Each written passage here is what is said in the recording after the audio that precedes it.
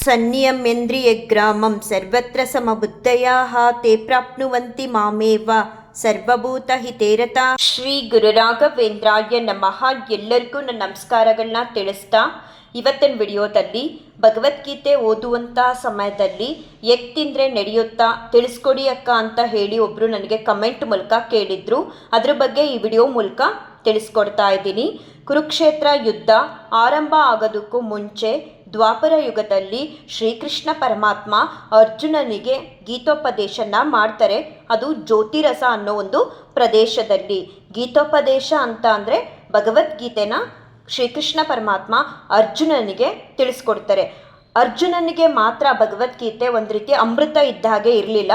ಅರ್ಜುನನ ನಂತರ ಇಡೀ ಮನುಕುಲಕ್ಕೆ ಭಗವದ್ಗೀತೆ ಒಂದು ರೀತಿ ಅಮೃತ ಇದ್ದ ಹಾಗೆ ಇದೆ. ಆ ಕಾರಣಕ್ಕೆ ಭಗವದ್ಗೀತೆನ ನಾವು ಗೀತಾಮೃತ ಅಂತ ಕೂಡ ಹೇಳ್ತೀವಿ. ಪ್ರತಿಯೊಬ್ಬರು ಭಗವದ್ಗೀತೆನ ಚಿಕ್ಕವರಿಂದ ದೊಡ್ಡವ್ರವರೆಗೂ ಓದಲೇಬೇಕು.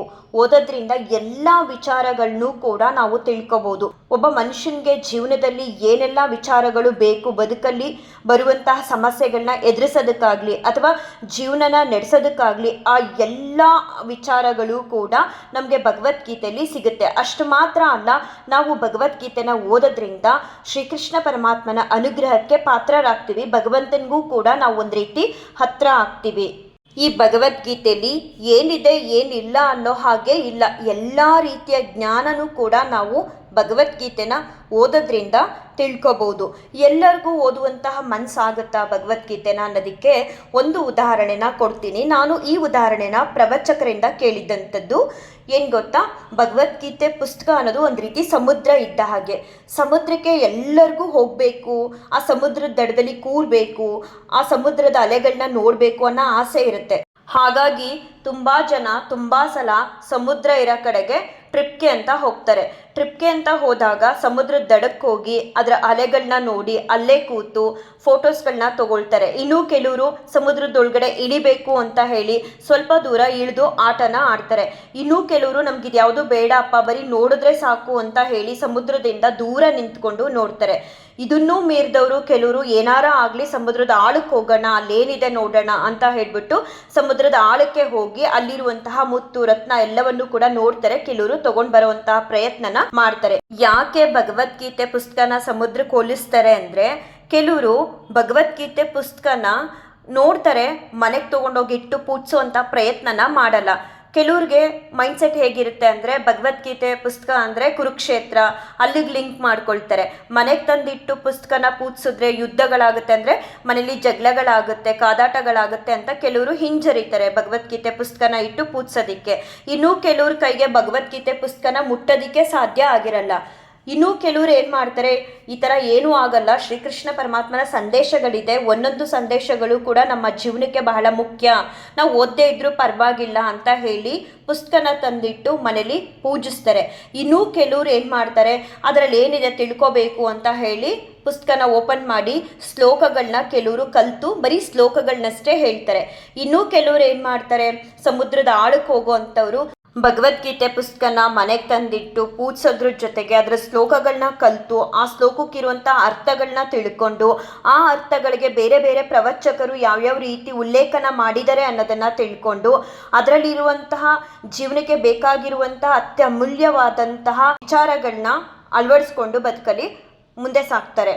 ಹೇಗೆ ಸಮುದ್ರದ ಆಳಕ್ಕೆ ಹೋಗಿ ಮುತ್ತು ರತ್ನಗಳನ್ನ ಪಡ್ಕೊಂಡು ಬರ್ತಾರೋ ಕೆಲವರು, ಹಾಗೆ ಭಗವದ್ಗೀತೆ ಪುಸ್ತಕ ಅನ್ನೋದು ಸಮುದ್ರ ಇದ್ದ ಹಾಗೆ. ಯಾರು ಆ ಭಗವದ್ಗೀತೆ ಪುಸ್ತಕನ ಓದೋವಂತಹ ಒಂದು ಪ್ರಯತ್ನನ ಮಾಡ್ತಾರೋ, ಅಟ್ಲೀಸ್ಟ್ ಕೈಯಲ್ಲಿ ಹಿಡಿದ್ರೆ ಒಂದು ವೈಬ್ರೇಷನ್ ಇರುತ್ತೆ, ಅದನ್ನು ಓದಿ ತಿಳ್ಕೊಂಡಾಗ ಜೀವನ ಶೈಲಿ ಉತ್ತಮವಾಗಿರುತ್ತೆ.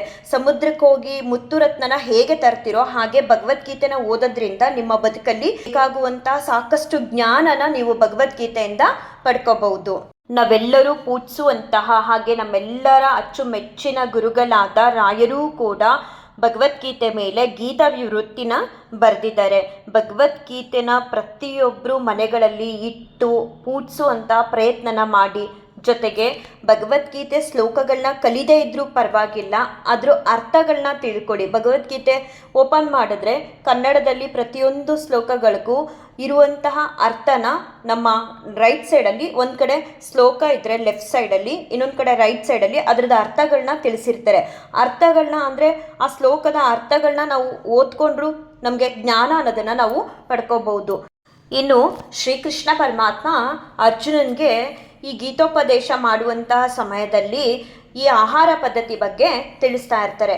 ತಾಮಸ ಗುಣ, ರಜಸ್ಸು ಗುಣ, ಸತ್ವಗುಣ ಅಂತ ಒಂದೊಂದು ಆಹಾರ ಪದ್ಧತಿಗಳು ಕೂಡ ಒಂದೊಂದು ರೀತಿ ಗುಣಗಳನ್ನ ಸೂಚಿಸುತ್ತೆ ಅನ್ನೋದ್ರ ಬಗ್ಗೆ ತಿಳಿಸ್ತಾರೆ. ತಿಳಿಸಿದಾಗ ಶ್ರೀಕೃಷ್ಣ ಪರಮಾತ್ಮನಿಗೆ ಅರ್ಜುನ ಕೇಳ್ತಾರೆ, ಹೀಗೆ ನಾವು ಇದನ್ನು ಪಾಲಿಸ್ಬೇಕಾ ಅಂತ ಕೇಳಿದಾಗ ಶ್ರೀಕೃಷ್ಣ ಪರಮಾತ್ಮ ಅರ್ಜುನನಿಗೆ ಹೇಳ್ತಾರೆ, ನಾನು ನಿಮಗೆ ತಿಳಿಸಿದ್ದೀನಿ ಅಂದರೆ ನಾನು ನಿನಗೆ ತಿಳಿಸಿದ್ದೀನಿ, ಆದರೆ ಹೀಗೆ ನೀನು ಇದನ್ನು ಪರಿಪಾಲನೆ ಮಾಡು ಅಂತ ನಾನು ನಿನಗೆ ಆಜ್ಞೆ ಮಾಡ್ತಿಲ್ಲ. ಎಲ್ಲವೂ ಕೂಡ ನಿನ್ನ ವಿವೇಚನೆಗೆ ಬಿಟ್ಟಿದ್ದು.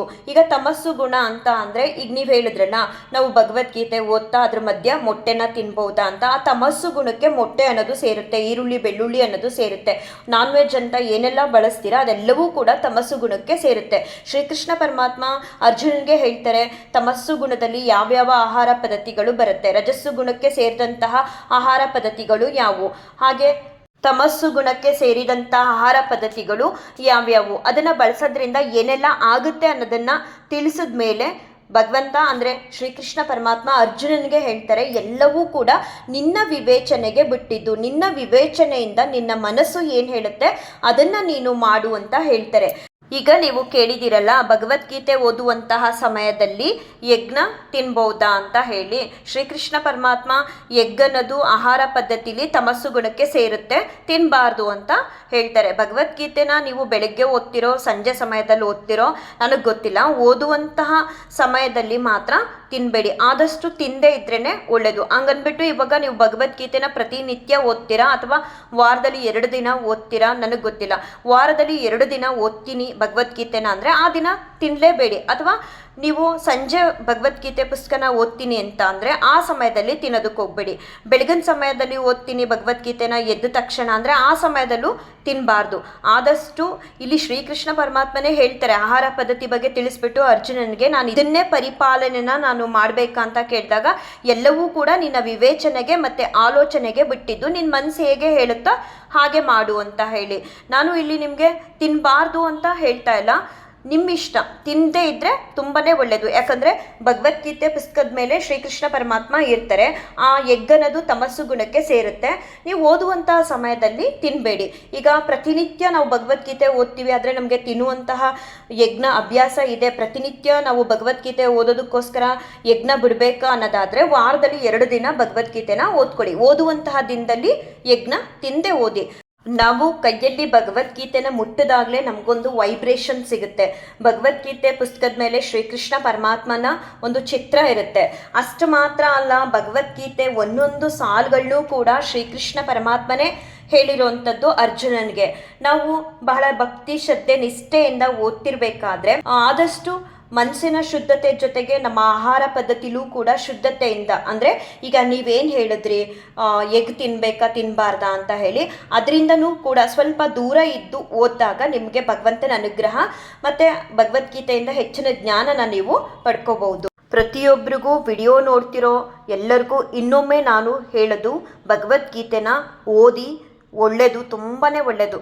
ಮನೇಲಿ ಒಂದು ಭಗವದ್ಗೀತೆ ಪುಸ್ತಕನ ತಂದಿಟ್ಟು ಪ್ರತಿನಿತ್ಯ ನಿಮ್ಮ ಮನೇಲಿ ಹೇಗೆ ಪೂಜೆನ ಸಲ್ಲಿಸ್ತೀರಾ ಹಾಗೆ ಭಗವದ್ಗೀತೆ ಪುಸ್ತಕಕ್ಕೂ ನೀವು ಪೂಜೆನ ಸಲ್ಲಿಸಿ. ನಂತರ ಭಗವಂತನ ಕೃಪೆಯಿಂದ ನಿಮಗೇನಾದರೂ ಭಗವದ್ಗೀತೆ ಪುಸ್ತಕನ ತೆಗೆದು ಓಪನ್ ಮಾಡಿ ಅದರಲ್ಲಿ ಏನಿದೆ ನೋಡಬೇಕು ಅನ್ನೋ ಒಂದು ಮನಸ್ಸಾದರೆ ತಪ್ಪದೆ ಭಗವದ್ಗೀತೆನ ಯಾವುದಾದ್ರೂ ಒಂದು ಸಮಯನ ನೀವು ಅದಕ್ಕೋಸ್ಕರ ಮೀಸಲಾಗಿ ಇಟ್ಕೊಳ್ಳಿ.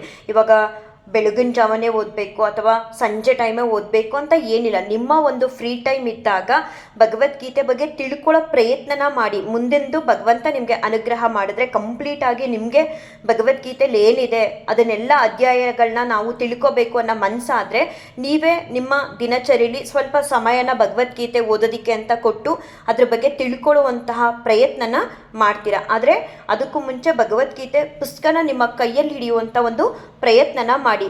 ಎಷ್ಟೋ ಗ್ರಂಥಗಳು ಅಂದರೆ ಈಗ ಕುರಾನ್, ಬೈಬಲ್ ಇವೆಲ್ಲವೂ ಸಿಕ್ಕಾಬಟ್ಟೆ ಸೇಲ್ ಆಗುತ್ತಂತೆ ಒಂದು ವರ್ಷಕ್ಕೆ. ಆದರೆ ನಮ್ಮ ಗ್ರಂಥ ಅಂದರೆ ಭಗವದ್ಗೀತೆಯನ್ನು ನೋಡಿದ್ರೆ ಅಷ್ಟಾಗಿ ಸೇಲೇ ಆಗಲ್ವಂತೆ. ನಾನು ಸೇಲ್ ಆಗಲಿ ಅನ್ನೋ ಕಾರಣಕ್ಕೆ ಭಗವದ್ಗೀತೆನ ತಗೊಳ್ಳಿ ಅಂತ ಹೇಳ್ತಾ ಇಲ್ಲ, ಯಾಕಂದರೆ ನಾನು ಅದನ್ನು ಸೇಲ್ ಕೂಡ ಮಾಡಲ್ಲ. ಬಟ್ ನಾನು ಹೇಳ್ತಿರೋದು, ನಾವು ಹೇಗಿದ್ದೀವಿ, ಪ್ರತಿಯೊಬ್ಬರು ಮನೆಗಳಲ್ಲೂ ಭಗವದ್ಗೀತೆ ಪುಸ್ತಕನ ಇಟ್ಟು ಪೂಜಿಸದೇ ಇದ್ದರೂ ಪರವಾಗಿಲ್ಲ, ಒಂದು ಕಡೆ ಭಗವದ್ಗೀತೆ ಪುಸ್ತಕನ ಇಡಿ. ನಿಮಗೆ ಅದನ್ನು ನೋಡಿದಾಗ ನೀವು ಇವಾಗ ರಾಯರಿಗೆ ಸೇವೆ ಮಾಡ್ತಿದ್ದೀರಾ, ನಿಮಗೆ ರಾಯರ ಅನುಗ್ರಹ ಆಗಿದೆ ಅಂತ ಅಂದಾಗ ಒಂದಲ್ಲ ಒಂದು ದಿನ ನಿಮಗೆ ಮನಸ್ಸಾಗುತ್ತೆ ಭಗವದ್ಗೀತೆನ ಓದಬೇಕು ಅಂತ.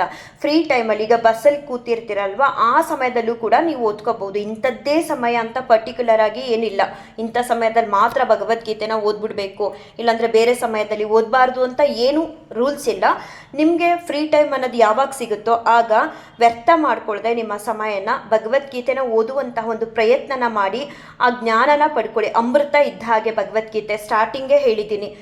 ಅಷ್ಟು ನಿಮಗೆ ಅದರಿಂದ ಜ್ಞಾನನ ಪಡ್ಕೋಬಹುದು. ಆಗ ನಿಮ್ಗೆ ಅನ್ಸುತ್ತೆ ಜೀವನ ಅಂದರೆ ಹೀಗೇನಾ, ಜೀವನ ಅಂದರೆ ಇಷ್ಟೇನಾ ಅಂತ ಅನಿಸುತ್ತೆ. ನೀವು ಭಗವದ್ಗೀತೆನ ಓದಿ ತಿಳ್ಕೊಳ್ಳೋದ್ರ ಜೊತೆಗೆ ನಿಮ್ಮನೇಲಿರುವಂತಹ ಮಕ್ಕಳುಗಳಿಗೆ ನೀವು ತಿಳಿಸಿ ಹೇಳಬೇಕು, ಭಗವದ್ಗೀತೆನ ಓದಿ, ರಾಮಾಯಣನ ಓದಿ, ಮಹಾಭಾರತನ ಓದಿ ಅಂತ. ಇದರಿಂದ ಮಕ್ಕಳು ಭವಿಷ್ಯ ತುಂಬ ಚೆನ್ನಾಗಿರುತ್ತೆ. ಆದಷ್ಟು ಮಕ್ಕಳಿಗೆ ಫೋನಿಂದ ದೂರ ಇರಿಸುವಂತಹ ಪ್ರಯತ್ನನ ಪಟ್ಟು ಮನೇಲಿ ನೀವು ದೊಡ್ಡವರಾಗಿರೋವಂಥವರು ಮಹಾಭಾರತ, ರಾಮಾಯಣ ಮತ್ತು ಭಗವದ್ಗೀತೆ ಪುಸ್ತಕನೆಲ್ಲ ತಂದಿಟ್ಟು ಓದಿ ಅಂತ ತಿಳಿಸಿದಾಗ ಅವರು ಓದುವಂತಹ ಪ್ರಯತ್ನನ ಮಾಡ್ತಾರೆ. ಹಾಗೆ ಇದೇ ವಿಡಿಯೋದಲ್ಲಿ ಶ್ರೀಕೃಷ್ಣ ಪರಮಾತ್ಮನ ಶ್ರೀಮದ್ ಭಾಗವತದ 60 ಸಂದೇಶಗಳಲ್ಲಿ 12ನೇ ಸಂದೇಶದಲ್ಲಿ ಯಾವ ಸಂದೇಶನ ತಿಳಿಸಿದರೆ ಇಡೀ ಮನುಕುಲಕ್ಕೆ ಅನ್ನೋದನ್ನು ಕೂಡ ತಿಳಿಸ್ಕೊಡ್ತೀನಿ. ಮೋಸ ಮಾಡೋರು ಬೇರೆ ಯಾರೂ ಆಗಿರಲ್ಲ, ನಿಮ್ಮವರೇ ಆಗಿರ್ತಾರೆ. ನಿಮ್ಮ ದೌರ್ಬಲ್ಯನ ತಿಳಿದವರಾಗಿರ್ತಾರೆ. ನಿಮ್ಮ ದೌರ್ಬಲ್ಯವನ್ನು ಆಳವಾಗಿ ತಿಳಿದು ನಿಮಗೆ ನೋವು ಕೊಡುವಂತಹ ಪ್ರಯತ್ನನ ಮಾಡ್ತಾರೆ. ಇದು ಕಲಿಯುಗ. ನಿಮ್ಮವರಿಂದ ನೀವು ಜೋಪಾನವಾಗಿರಬೇಕು, ಅಂದರೆ ಜಾಗರೂಕರಾಗಿ ಇರಬೇಕು. ನಿಮ್ಮವರು ಅಂತ ಅಂದರೆ ನಿಮ್ಮ ಬಂಧು ಬಳಗದವರು ಅಥವಾ ನಿಮ್ಮ ಸಂಬಂಧಿಕರು, ನಿಮ್ಮ ಆಪ್ತರು ಅಂತ ಯಾರಿದ್ದಾರೆ ಅವರಿಂದನೇ ನಿಮಗೆ ಮೋಸ ಅನ್ನೋದು ಆಗೋದು. ನಿಮ್ಮೆಲ್ಲ ದೌರ್ಬಲ್ಯಗಳನ್ನ ತಿಳ್ಕೊಂಡು ಅವರು ನಿಮ್ಮನ್ನು ಕುಗ್ಸೋ ಅಂತಹ ಪ್ರಯತ್ನನ ಮಾಡ್ತಾರೆ, ಕೆಳಗಾಕಿ ತುಳಿಯುವಂತಹ ಪ್ರಯತ್ನನ ಮಾಡ್ತಾರೆ. ಇದು ಕಲಿಯುಗ. ತುಂಬಾ ಜಾಗರೂಕವಾಗಿ ಇರಬೇಕು ಅನ್ನೋ ಒಂದು ಸಂದೇಶನ 12ನೇ ಸಂದೇಶದಲ್ಲಿ ತಿಳಿಸಿದ್ದಾರೆ. ನಮ್ಮವರೇ ನಮಗೆ ಹೇಗೆ ಮೋಸ ಮಾಡ್ತಾರೆ ಅಂತ ಅಂದರೆ, ಮಹಾಭಾರತ ಯುದ್ಧ ಬೇರೆ ಬೇರೆ ರಾಜ್ಯಗಳ ಮಧ್ಯೆ ನಡೆದಿದ್ದು ಒಂದು ಕುಟುಂಬದ ಸದಸ್ಯರ ನಡುವೆ. ಅದು ಅವರೆಲ್ಲರೂ ಕೂಡ ಒಂದೇ ವಂಶದವಕ್ಕೆ ಸೇರಿದವರಾಗಿರ್ತಾರೆ. ದುರ್ಯೋಧನ ಭೀಮನಿಗೆ ವಿಷ ಕೊಟ್ಟು ಕೊಲ್ಲುವಂತಹ ಪ್ರಯತ್ನನ ಮಾಡ್ತಾರೆ. ಅಷ್ಟು ಮಾತ್ರ ಅಲ್ಲ, ದುರ್ಯೋಧನ ಜೀವಂತವಾಗಿ ಪಾಂಡವರನ್ನೆಲ್ಲರನ್ನೂ ಕೂಡ ಸಾಯಿಸ್ಬಿಡೋಣ ಅನ್ನೋವಂಥ ಪ್ರಯತ್ನನ ಎಷ್ಟೋ ಬಾರಿ ಮಾಡ್ತಾರೆ. ಈಗ ನಮ್ಮವರೇ ನಮಗೆ ಮೋಸ ಮಾಡ್ತಾರೆ ಅನ್ನೋದಕ್ಕೆ ಇದು ಒಂದು ಉದಾಹರಣೆ ನೋಡಿ. ಮಹಾಭಾರತ ಯುದ್ಧ ಯಾವುದ್ಯಾವುದೋ ಬೇರೆ ಬೇರೆ ಪ್ರಾಂತ್ಯ ಅಥವಾ ರಾಜ್ಯ ದೇಶಗಳ ಮಧ್ಯೆ ನಡೀಲಿಲ್ಲ. ಎಲ್ಲರೂ ಕೂಡ ಒಂದೇ ಕುಟುಂಬಕ್ಕೆ ಸೇರಿದವರಾಗಿರ್ತಾರೆ ಮತ್ತು ಅವರೆಲ್ಲರೂ ಕೂಡ ಅಣ್ಣ ತಮ್ಮಂದಿರಾಗಿರ್ತಾರೆ. ಅಂಥವ್ರ ಮಧ್ಯೆನೇ ಈ ಒಂದು ಇವ್ರನ್ನ ಸಾಯಿಸ್ಬಿಡ್ಬೇಕು, ಈಗ ದುರ್ಯೋಧನ ಭೀಮನ್ಗೆ ವಿಷ ಕೊಟ್ಟು ಇವ್ರನ್ನ ಸಾಯಿಸ್ಬಿಡ್ಬೇಕು ಅನ್ನೋ ಪ್ರಯತ್ನನ ಮಾಡ್ತಾರೆ, ಅಂದರೆ ಮೋಸನ ಮಾಡ್ತಾರೆ. ಅದೇ ರೀತಿ ನಮ್ಮ ಜೀವನದಲ್ಲೂ ಕೂಡ ನಾವು ಯಾರನ್ನ ನಂಬಿರ್ತೀವಿ ನಮ್ಮವರು ಅಂತ ಹೇಳಿ ಅವರಿಂದನೇ ಮೋಸ ಹೋಗೋದು ಜಾಸ್ತಿ. ಅದು ಸ್ನೇಹಿತರಾಗಿರ್ಬೋದು ಅಥವಾ ನಿಮ್ಮ ಬಂಧು ಬಳಗದವರಾಗಿರ್ಬೋದು, ಯಾರೇ ಆಗಿರ್ಬೋದು, ಅಂಥವರಿಂದ ನೀವು ಜಾಗರೂಕವಾಗಿ ಇರಬೇಕು. ಬೇರೆ ಯಾರೂ ಕೂಡ ಹೊರಗ್ಲವರು ಬಂದು ನಿಮಗೆ ಮೋಸನ ಮಾಡಲ್ಲ. ನಿಮ್ಮ ಒಳಗಡೆ ನಿಮ್ಮವರು ಅಂತ ಇರ್ತಾರಲ್ಲ, ಅವರಿಂದನೇ ನೀವು ಮೋಸ ಹೋಗೋದು ಜಾಸ್ತಿ. ಹುಷಾರಾಗಿರಿ ಅನ್ನೋ ಒಂದು ಸಂದೇಶನ ಶ್ರೀಕೃಷ್ಣ ಪರಮಾತ್ಮ 12ನೇ ಸಂದೇಶದಲ್ಲಿ ತಿಳಿಸಿದ್ದಾರೆ. ಹಾಗೆ 13ನೇ ಸಂದೇಶದಲ್ಲಿ ಶ್ರೀಕೃಷ್ಣ ಪರಮಾತ್ಮ ಶ್ರೀಮದ್ ಭಾಗವತದಲ್ಲಿ ಹೇಳ್ತಾರೆ, ಸತ್ಯ, ಧರ್ಮ ಮತ್ತು ದೇವರ ಶಕ್ತಿಯೊಂದಿಗೆ ನಿಂತಿರುವ ವ್ಯಕ್ತಿನ ಯಾರಿಂದನೂ ಈ ಲೋಕದಲ್ಲಿ ಸೋಲ್ಸೋದಕ್ಕೆ ಸಾಧ್ಯನೇ ಇಲ್ವಂತೆ. ಯಾಕಂತ ಅಂದರೆ ಅವರು ಸತ್ಯ ಮತ್ತು ಧರ್ಮ ಹಾದಿಲಿರ್ತಾರೆ, ಅವ್ರ ಜೊತೆ ಭಗವಂತ ಇರ್ತಾನೆ. ಆ ಕಾರಣಕ್ಕೆ ಅವ್ರನ್ನ ಯಾರೂ ಕೂಡ ಸೋಲ್ಸೋದಕ್ಕೆ ಸಾಧ್ಯ ಆಗಲ್ಲ ಅಂತ ಶ್ರೀಕೃಷ್ಣ ಪರಮಾತ್ಮ ಅವರ 13ನೇ ಸಂದೇಶದಲ್ಲಿ ತಿಳಿಸ್ತಾರೆ. ಹೇಗೆ ಇದು ಸತ್ಯ ಆಗುತ್ತೆ? ದೇವ್ರ ಶಕ್ತಿಯೊಂದಿಗೆ ನಿಂತಿರುವಂತಹ ವ್ಯಕ್ತಿನ ಸತ್ಯ, ನ್ಯಾಯ, ನೀತಿ, ಧರ್ಮ ಅಂತ ಹೇಳಿ ಯಾರಿಂದಲೂ ಕೂಡ ಲೋಕದಲ್ಲಿ ಅವ್ರನ್ನ ಸೋಲ್ಸೋದಕ್ಕಾಗಲ್ಲ ಅನ್ನೋದು ಅಂದರೆ ಶ್ರೀಕೃಷ್ಣ ಪರಮಾತ್ಮ ಯುದ್ಧ ಶುರುವಾಗೋದಕ್ಕೂ ಮುಂಚೆ ಕೌರವರು ಮತ್ತು ಪಾಂಡವರ ನಡುವೆ ಒಂದು ಸಂಧಾನನ ಮಾಡೋದಕ್ಕೆ ಹೋಗ್ತಾರೆ. ರಾಜ್ಯ ಎಲ್ಲ ಕಳ್ಕೊಂಡು ಬಿಟ್ಟಿರ್ತಾರಲ್ವ ಪಾಂಡವರು. ಹಾಗಾಗಿ ಕೌರವರ ಹತ್ರ ಹೋಗ್ಬಿಟ್ಟು ಒಂದು 5 ಗ್ರಾಮಗಳನ್ನ ಪಾಂಡವರಿಗೆ ಕೊಟ್ಬಿಡು ನೀನು ಅಂತ ಹೇಳಿ ದುರ್ಯೋಧನನ ಕೇಳಿದಾಗ ದುರ್ಯೋಧನ ಶ್ರೀಕೃಷ್ಣ ಪರಮಾತ್ಮನಿಗೆ ಅವಮಾನನ ಮಾಡಿಬಿಟ್ಟು 5 ಗ್ರಾಮ ಅಲ್ಲ 5 ಸೂಜಿ ಮೊನೆಯಷ್ಟು ನಾವು ಅವ್ರಿಗೆ ಏನು ಕೂಡ ಕೊಡಲ್ಲ ಅಂತ ಹೇಳಿದಾಗ ಶ್ರೀಕೃಷ್ಣ ಪರಮಾತ್ಮ ಹೇಳ್ತಾರೆ ಯುದ್ಧ ನಡೆಯುತ್ತೆ, ಕುರುಕ್ಷೇತ್ರ ಯುದ್ಧ ಅಂತ ಹೇಳ್ಬಿಟ್ಟು ಅಲ್ಲಿಂದ ಬರ್ತಾರೆ. ಆಗ ದುರ್ಯೋಧನ ಏನ್ ಮಾಡ್ತಾರೆ, ಅವ್ರ ಜೊತೆ ಇದ್ದಂತಹ ಜ್ಯೋತಿಷ್ಯದವ್ರನ್ನ ಕೇಳ್ತಾರೆ, ಈ ಯುದ್ಧದಲ್ಲಿ ಯಾರು ಗೆಲ್ತಾರೆ ಅಂತ ಕೇಳಿದಾಗ ಆ ಜ್ಯೋತಿಷ್ಯದವ್ರು ಹೇಳ್ತಾರೆ, ಈ ಯುದ್ಧದಲ್ಲಿ ಅಂದ್ರೆ ಈ ಕುರುಕ್ಷೇತ್ರ ಯುದ್ಧದಲ್ಲಿ ಗೆಲುವು ನಿಮ್ದೆ ಅಂತ ರಾಶಿ ಫಲಗಳೆಲ್ಲ ತೋರಿಸ್ತಾ ಇದೆ, ಈ ಗೆಲುವು ನಿಮ್ಗೆ ಖಂಡಿತ ಅಂತ ಹೇಳಿದಾಗ ದುರ್ಯೋಧನನ್ಗೆ ಖುಷಿ ಆಗುತ್ತೆ. ಯುದ್ಧ ಕೂಡ ಶುರು ಆಗುತ್ತೆ. ಯುದ್ಧ ಆಗ್ತಾ ಕೌರವರೆಲ್ಲರೂ ಕೂಡ ಸೋಲ್ತಾರೆ. ಆಗ ಆ ಜ್ಯೋತಿಷ್ಯದವ್ರನ್ನ ಮತ್ತೆ ಕರೆದು ದುರ್ಯೋಧನ ಕೇಳ್ತಾರೆ, ಯಾಕೆ ಈ ಥರ ಆಗ್ತಿದೆ, ನೀವೇ ಅಲ್ವಾ ಹೇಳಿದ್ದು ಯುದ್ಧದಲ್ಲಿ ನಾವು ಗೆಲ್ತೀವಿ ಅಂತ ಹೇಳಿ, ಮತ್ತ್ಯಾಕೆ ಈ ಥರ ಸೋಲ್ತಿದ್ದೀವಿ ಅಂದಾಗ ಆ ಜ್ಯೋತಿಷ್ಯದವ್ರು ಹೇಳ್ತಾರೆ, ಇಡೀ ರಾಶಿ ಫಲಗಳೆಲ್ಲವೂ ಕೂಡ ಉಲ್ಟಂಪಲ್ಟ ಆಗ್ಬಿಟ್ಟಿದೆ, ಮುಂಚೆ ಹೀಗಿರಲಿಲ್ಲ, ನಾನು ನೋಡಿದಾಗ ಈಗೆಲ್ಲವೂ ಕೂಡ ಆಪೋಸಿಟ್ ಆಗಿದೆ, ಯಾರೋ ಅವ್ರ ಜೊತೆ ಇದ್ದಾರೆ, ಹಾಗಾಗಿ ಈ ಥರ ಆಗ್ತಿದೆ ಅಂತ ಹೇಳಿದಾಗ ಅಲ್ಲೇ ವಿದುರ ಹೇಳ್ತಾರೆ ಅಲ್ಲಿ ಯಾರೂ ಇಲ್ಲ, ಶ್ರೀಕೃಷ್ಣ ಪರಮಾತ್ಮ ನಿಂತಿದ್ದಾನೆ, ಧರ್ಮ ಸತ್ಯ ಮತ್ತೆ ನ್ಯಾಯ ಇರೋ ಕಡೆ ಭಗವಂತನ ಶಕ್ತಿಯೊಂದಿಗೆ ಪಾಂಡವರು ಹೋಗ್ತಿದ್ದಾರೆ, ಹಾಗಾಗಿ ನಮಗೆ ಸೋಲು ಅನ್ನೋದು ಖಚಿತ, ನಾವೇ ಸೋಲೋದು ಅಂತ ಹೇಳ್ಬಿಟ್ಟು ತಿಳಿಸ್ತಾರೆ. ಇದರಿಂದ ನಾವೆಲ್ಲರೂ ಅರ್ಥ ಮಾಡ್ಕೋಬೇಕು, ಯಾರೆಲ್ಲ ಭಗವಂತನ ಸೇವೆಯೊಂದಿಗೆ ನ್ಯಾಯ ನೀತಿ ಸತ್ಯ ಧರ್ಮದ ಹಾದಿಲಿ ಹೋಗ್ತಾರೋ ಅಂಥವ್ರನ್ನ ಭಗವಂತ ಎಂದೂ ಕೂಡ ಕೈ ಬಿಡಲ್ಲ. ಎಷ್ಟೇ ಕಷ್ಟ ಕಾರ್ಪಣ್ಯಗಳು ಬಂದರೂ ಕೂಡ ಅವ್ರಿಗೆ ರಕ್ಷಕರಾಗಿ ಭಗವಂತ ಅವ್ರ ಜೊತೆ ನಿಲ್ತಾನೆ ಅನ್ನೋದನ್ನ ಇದರಿಂದ ಅರ್ಥ ಮಾಡ್ಕೋಬಹುದು ಅಂತ ಹೇಳ್ತಾ ಈ ಒಂದು ವಿಡಿಯೋನ ಏನು ಮಾಡ್ತೀನಿ. ಶ್ರೀ ಕೃಷ್ಣಾರ್ಪಣಮಸ್ತು, ಶ್ರೀ ಕೃಷ್ಣಾರ್ಪಣಮಸ್ತು, ಶ್ರೀ ಕೃಷ್ಣಾರ್ಪಣಮಸ್ತು.